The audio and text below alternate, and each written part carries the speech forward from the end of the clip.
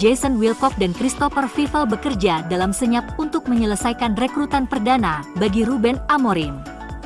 Manchester United dikabarkan tengah dalam negosiasi lanjutan untuk pemain muda berbakat Paraguay. Setan Merah yakin Diego Leon yang berusia 17 tahun bisa menjadi solusi untuk masalah bek kiri yang sudah berlangsung lama sejak masa jabatan Erik ten Hag, dengan jurnalis sepak bola Amerika Selatan, Cesar Luis Merlo, melaporkan bahwa klub telah menyetujui kesepakatan senilai sekitar 3,1 juta pound dengan Cerro Porteño, dan sekarang terkunci dalam negosiasi mengenai tambahan dan hak ekonomi pemain. Selain itu, menurut ESPN, agen Leon telah melakukan perjalanan ke Inggris untuk menyelesaikan kepindahan. Fabrizio Romano menambahkan, karena Leon baru akan berusia 18 tahun pada April 2025, ia diperkirakan akan tetap bersama Cerro Porteño, setidaknya hingga musim panas mendatang. Leon telah menjalani musim 2024 yang mengesankan bersama Cerro Porteño, tampil dalam 19 pertandingan Primera Division Clausura, dan menjadi starter dalam 18 pertandingan di antaranya. Kedatangannya yang potensial dipandang sebagai langkah untuk mengatasi kelemahan pertahanan yang sudah terlihat jelas selama masa-masa awal Amorim di United, terutama di sisi kiri, dengan Luke Shaw yang masih cedera dan Tira Malacia yang kesulitan untuk memberikan pengaruh.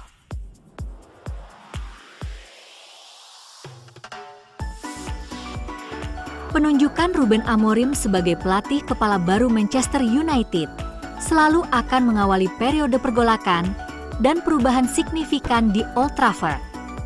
Fokus utamanya terkait dengan model permainan dan formasi mereka, dengan Amorim segera menerapkan pola 3 back, setelah menikmati kesuksesan besar dengan beberapa variasi formasi 3-4-3 di Sporting CP. United tidak pernah menjadi tim yang bermain dengan 3 back secara teratur. Amorim meremehkan perubahan tersebut selama konferensi pers pertamanya, tetapi tidak diragukan lagi ini akan menjadi perubahan yang cukup penting bagi klub yang secara tradisional dikaitkan dengan 4 back dan pemain sayap yang lincah. Amorim berkata, sebagai pelatih, Anda harus memilih satu cara atau yang lain. Saya selalu memilih 100% cara kami. Saya lebih suka mengambil sedikit risiko tetapi terus maju sejak saat pertama.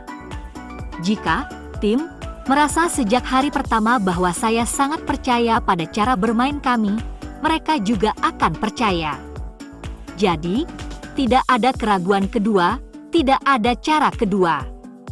Namun, ia mengemukakan hal ini sembari mengakui bahwa ia telah mengambil alih skuad yang dibangun untuk sistem yang berbeda. Eksperimen telah lazim selama minggu-minggu awal Amorim, dengan pelatih berusia 39 tahun itu, memaksa banyak pemainnya untuk menguji tingkat adaptasi mereka sendiri. Misalnya, Ahmad hanya ditempatkan di bek sayap kanan, Alejandro Garnacho tampil dalam peran yang lebih sempit sebagai salah satu pemain nomor 10, sementara Noussair Mazraoui sebagian besar bermain sebagai bek tengah sisi kanan. Amorim juga harus memperhitungkan kebugaran.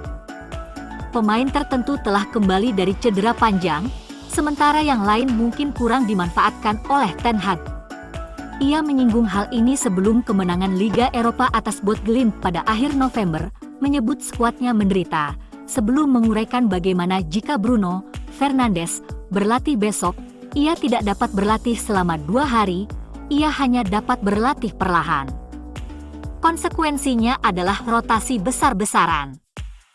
Kekalahan minggu lalu dari Arsenal membuat United melakukan 6 perubahan pada susunan pemain inti mereka, dari kemenangan 4-0 atas Everton 3 hari sebelumnya, dengan 2 pencetak gol mereka, Marcus Rashford dan Joshua Zirkzee, yang masing-masing mencetak 2 gol, menjadi pemain pengganti di Stadion Emirates.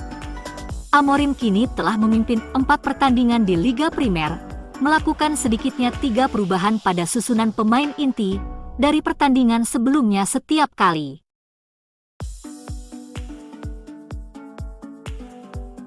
Jika Anda menambahkan kunjungan Bottglimt di Liga Eropa, Amorim membuat 5 perubahan dari starting 11-nya melawan Ipswich untuk menghadapi tim Norwegia, dan kemudian ia membuat 5 perubahan lagi antara susunan pemain itu dan susunan pemain yang memulai kemenangan 4-0 atas Everton. Merotasi skuad antar kompetisi masuk akal, terutama mengingat format Liga Eropa yang telah dirubah, memberi klub seperti United lebih banyak ruang untuk kesalahan dalam upaya mereka untuk maju. Meskipun demikian, dapat dimengerti bahwa beberapa pendukung mungkin merasa agak khawatir tentang prospek terus-menerus mengubah susunan pemain untuk pertandingan Liga Primer. Amorim rata-rata melakukan 4 perubahan susunan pemain per pertandingan di 4 pertandingan papan atas yang ia tangani.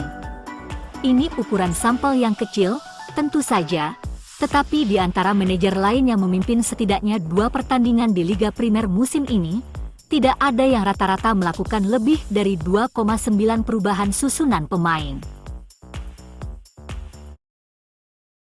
Dengan menggunakan kriteria yang sama seperti di atas, tetapi juga mengecualikan Amorim dan manajer sementara, jumlah rata-rata perubahan susunan pemain di Liga Primer musim ini adalah 2,1.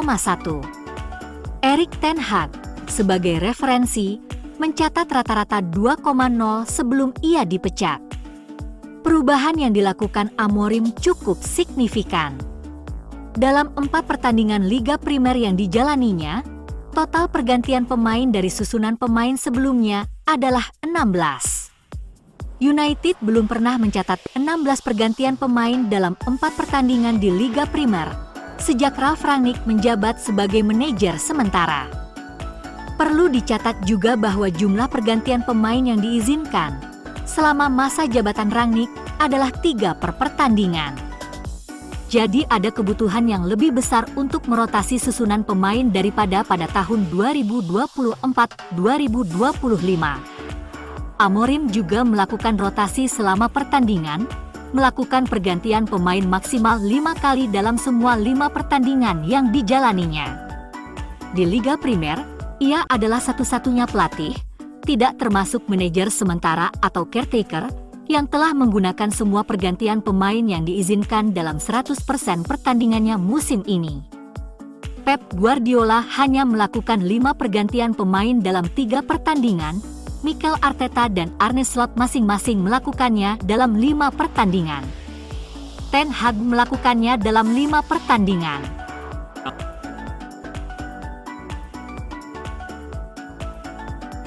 Bila Anda menambahkan perubahan susunan pemain dan pergantian pemain, hanya Chelsea 37 yang membuat lebih banyak perubahan tim di Liga Primer sejak Amorim mengambil alih pada jeda internasional terakhir, dengan United tepat di belakang dengan 36.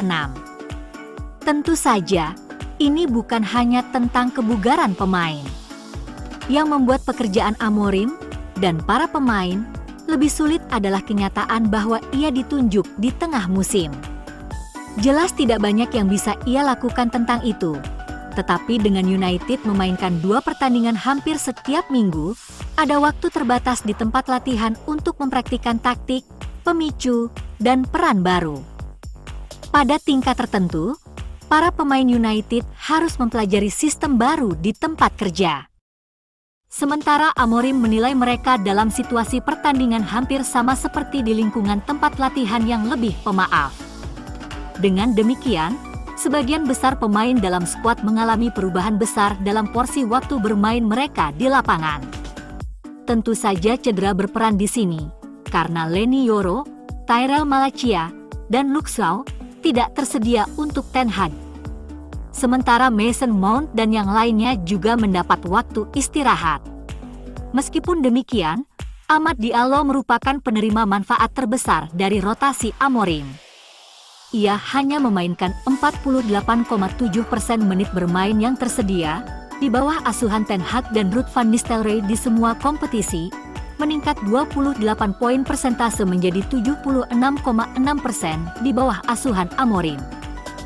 Rasmus Højlund 23,1%, Manuel Ugarte 15,7%, dan Matthijs de Ligt adalah beberapa pemain outfield lain yang mengalami peningkatan waktu bermain lebih dari 10 poin persentase.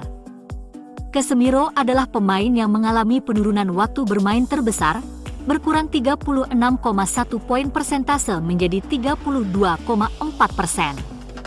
Berikutnya adalah Christian Eriksen, turun 35,2 poin persentase.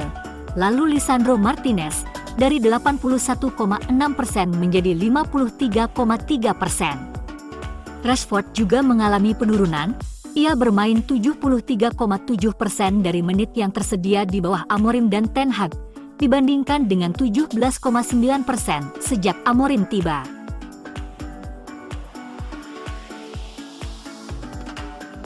Tidak ada pemain yang mencetak gol untuk Amorim yang berhasil mempertahankan tempatnya di starting 11 untuk pertandingan berikutnya. Jika Højlund dan Bruno Fernandes diistirahatkan di Pilsen, yang tampaknya tidak mustahil, catatan itu akan terus berlanjut setelah gol mereka melawan Nottingham Forest dalam kekalahan mengecewakan 3-2 di Old Trafford pada hari Sabtu.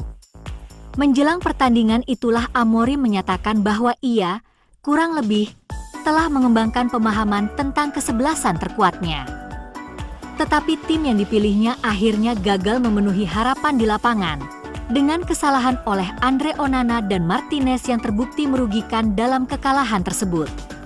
Dalam beberapa hal, Amorim memperlakukan beberapa minggu pertamanya sebagai pelatih seperti pramusim, sering mengganti pemain saat ia mengenal para pemain, dan saat mereka memahami cara ia ingin mereka beroperasi. Periode adaptasi akan selalu diperlukan, tetapi berapa lama itu akan berlangsung? Rotasi bukanlah hal yang buruk, kurangnya rotasi yang dirasakan adalah kritik umum terhadap Ten Hag. Sementara Manchester City berada di peringkat 4 teratas untuk perubahan susunan pemain dalam masing-masing dari 4 musim terakhir mereka yang memenangkan gelar. Namun, United perlu segera meraih hasil di Liga Primer. Jika mereka ingin memperkuat skuad seperti yang diinginkan Amorim, bermain di Liga Champions merupakan persyaratan utama. Ada argumen kuat bahwa mereka tidak punya waktu untuk bereksperimen lebih banyak, dan jika seseorang bermain bagus, mungkin mereka harus tetap berada di tim untuk membantu membangun momentum. Amorim setidaknya menegaskan kebijakan rotasinya merupakan keharusan demi membuat seluruh skuad bugar. Oleh karena itu, agaknya kita hampir sampai pada titik di mana tim United mulai terlihat sedikit lebih mantap. Ia memberi para pemain kesempatan untuk beradaptasi dan mempertaruhkan klaim mereka. Tetapi kesimpulan tim Amorim harus segera diambil jika MU ingin menyelamatkan musim.